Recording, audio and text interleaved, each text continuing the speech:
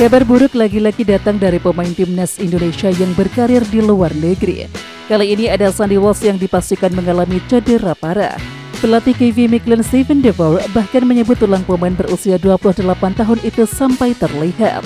Sandy Walsh mengalami cedera horor saat membela KV Mechelen dalam laga lanjutan Jupiler Pro League.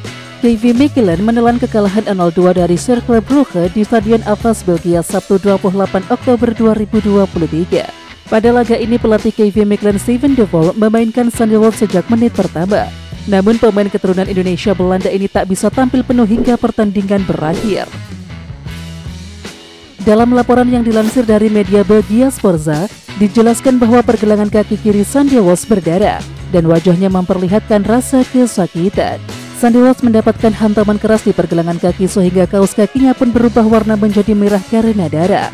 Dan Sandy Walsh mengalami masalah pada engkel kirinya hingga kakinya berdarah. Menurut Steven De Voer, cedera pada kaki Sandy Walsh terlihat sangatlah jelas.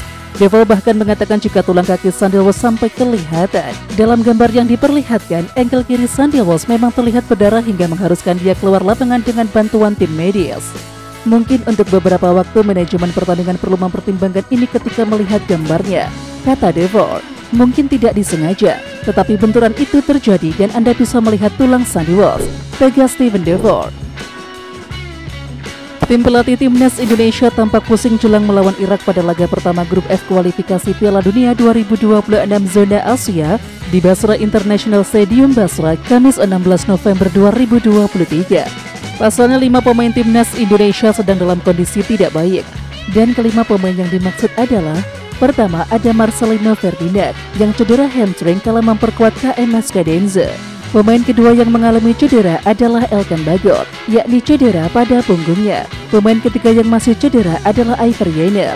Namun belum diketahui cedera apa yang menimpa Iver Jenner. Adapun pemain keempat yang masih cedera adalah Yance Sayuri. Pihak PSM Makassar mengonfirmasi bahwa cedera yang menimpa Yance Sayuri sudah sembuh. Dan pemain terakhir yang cedera adalah Sandy Walsh.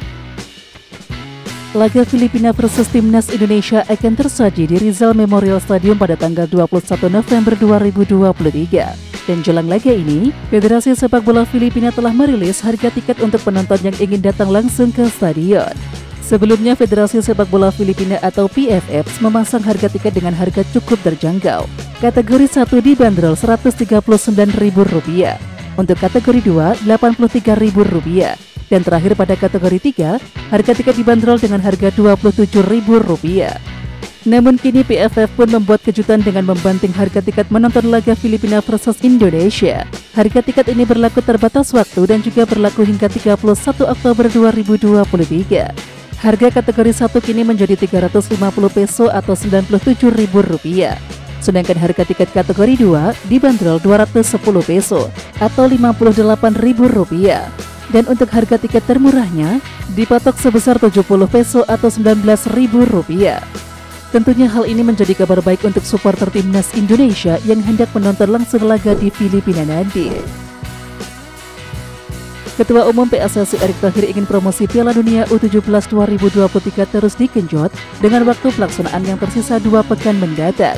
Saudara, cara untuk meningkatkan perhatian masyarakat terhadap Piala Dunia U17 2023 adalah Tour Trophy. Panitia pelaksana sudah membawa piala berkeliling dari Jakarta, Bandung, Solo hingga kini di Surabaya.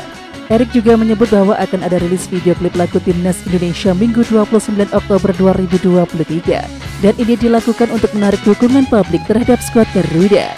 Kemarin sudah di-launching lagu bersama Garuda. Nanti video klipnya besok tanggal 29 juga ada, kata Erick Thohir.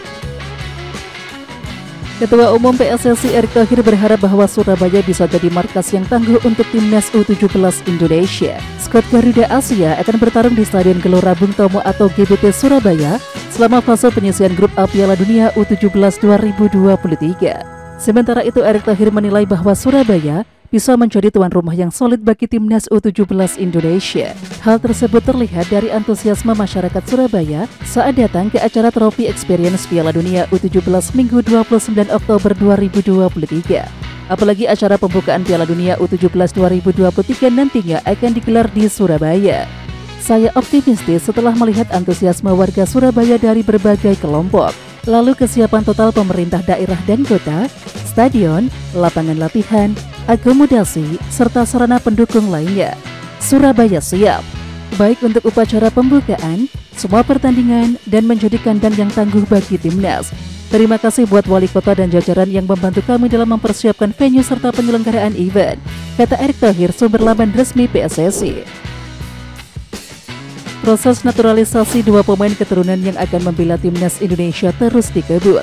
Dua pemain itu adalah Jay Itzes dan juga Nathan Chueon. Terkini urusan naturalisasi Jay Itzes maupun Nathan Chueon sudah berada di Dewan Perwakilan Rakyat atau DPR. Dan kepastian ini disampaikan oleh Menpora Dito Aryo Tejo. Sedang proses di DPR, ucap Dito Aryo Tejo. Setelah masa sidang dimulai, kami kebut lagi, sambung pria berusia 33 tahun tersebut. Di lokasi yang sama, Ketua Umum PSSI Erick Thohir mengatakan bahwa federasi dan juga Menpora saling bersinergi untuk bisa merampungkan naturalisasi dua pemain kelahiran Belanda tersebut. Di samping itu, sejatinya Erick Thohir menginginkan Jay Itzes dan juga Nathan Chueon sudah bisa membela timnas Indonesia dalam waktu dekat. Termasuk saat timnas Indonesia memulai perjuangan di putaran kedua kualifikasi Piala Dunia 2026 zona Asia yang mulai bergulir pada November 2023 hingga Juni 2024. Ketua Umum PSSI Erick Thohir tidak mempermasalahkan pelatih timnas Indonesia Shin Tae-yong yang kini menjabat sebagai Komite Penasihat Klub Divisi 2 Liga Korea Selatan Seongnam FC. Sebelumnya Shin Tae-yong sudah meminta izin kepada Erick Thohir untuk menerima kepercayaan dari Seongnam FC. Gayung bersambut, Erick Thohir pun merestui Shin Tae-yong. Menurut Erick Thohir, tugas Shin Tae-yong di Seongnam FC tidak akan mengganggu pekerjaan bersama timnas Indonesia. Tidak masalah, beliau sudah bicara sama saya, itu bukan pekerjaan sehari-hari, kata Erick Thohir saat ditemui seusai trofi tur Piala Dunia U17 2023 di Surabaya, Jawa Timur, Minggu 29 Oktober 2023. Kendati begitu, Erick Thohir tetap mengingatkan pelatih asal Korea Selatan itu soal prestasi di timnas Indonesia. Yang penting hasil di timnas Indonesia harus diperhatikan, tutup Erick Thohir. Timnas Indonesia di bawah binaan Shin Tae-yong akan berjumpa dengan Irak di putaran kedua kualifikasi Piala Dunia 2026 pada 16 November 2023 mendatang dan 15 Januari 2024 di Piala Asia. Negeri berjuluk 1001 malam itu di atas kertas memang unggul dari timnas Indonesia. Sementara itu pelatih Irak Jesus Casas bahkan sudah terang-terangan menganggap Indonesia sebelah mata. Menurut pelatih Jesus Casas, tim yang paling berat untuk dilawan adalah Jepang, sementara Vietnam setara dengan Irak. Pelatih asal Spanyol itu baru kemudian menyebutkan skuad asuhan Shin Tae-yong di akhir. Kami akan mulai melawan Indonesia dan sangat penting untuk tidak kalah di pertandingan pertama, kata Jesus Casas. Sementara itu skuad Garuda dan Irak sudah pernah bertemu sebanyak 6 kali. Dalam 6 pertemuan itu Garuda amat inferior. Betapa tidak, tim merah putih tidak pernah sekalipun menang atas skuad dari negeri 1001 malam itu. Menurut media Irak Win-Win, seorang sumber dekat Jesus Casas yang tidak disebutkan namanya menyebut melawan Indonesia dan juga Vietnam di kualifikasi Piala Dunia 2026 hanya laga pemanasan. Setelah laga kontra Indonesia dan juga Vietnam, Irak dijadwalkan beruji coba menghadapi Korea Selatan. Uji coba tersebut merupakan bagian dari persiapan Irak sebelum bertanding di Piala Asia. Terutama Korea Selatan adalah satu-satunya tim Asia yang levelnya mendekati level Jepang, pesaing Irak di babak penyisian grup Piala Asia, tulis Win-Win. Sebelumnya Jesus Casas mengatakan bahwa Jepang kemungkinan besar akan keluar sebagai juara grup B di Piala Asia 2023. Sementara itu, Casas tidak melihat timnas Indonesia bisa bersaing untuk menempati posisi runner-up.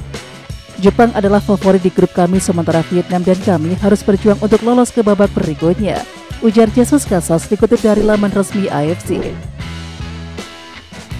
Pemain naturalisasi Sheffield Lillipali seperti memberikan isyarat kepada Shin Tae-yong bahwa dirinya layak dipanggil lagi ke timnas Indonesia setelah mencetak hat-trick pada laga Borneo FC melawan Dewa United, yakni di Stadion Segiri Samarinda, Sabtu 28 Oktober 2023. Keberhasilan Borneo FC ini juga dilengkapi dengan statistik individu Sheffield Lillipali yang sangat luar biasa. Mantan pemain Bali United ini sukses menjadi top skor Borneo FC dengan torehan 9 gol dari 17 pertandingan. Lebih hebatnya lagi, Lillipali juga menjadi pemain dengan assist terbanyak untuk Borneo FC, yaitu 6. Semua catatan luar biasa tersebut seakan menjadi bukti bahwa Lillipali belum habis dan masih layak berseragam timnas Indonesia. Sintayong mungkin bisa mempertimbangkan kembali memanggil Lily Pali ke timnas Indonesia yang akan berlaga di putaran kedua kualifikasi Piala Dunia 2026 zona Asia. Di samping itu, kini peluang untuk melihat Lily Pali berseragam timnas Indonesia sangatlah terbuka. Apalagi gelandang andalan timnas Indonesia Marcelino Ferdinand masih menderita cedera hamstring. Menurut keterangan dari KMS Guardianse, Marcelino Ferdinand memerlukan waktu cukup lama untuk pulih. Oke Timnas Lovers, siapa kita? Kita Indonesia. Ayo kita dukung terus sepak bola tanah air Indonesia. Jangan lupa dukung terus Garuda Raya Channel dengan subscribe, like, dan komen karena saran dan kritik kalian sangat bermanfaat untuk perkembangan channel ini. Tungguin video selanjutnya dari Garuda Raya Channel. Salam olahraga.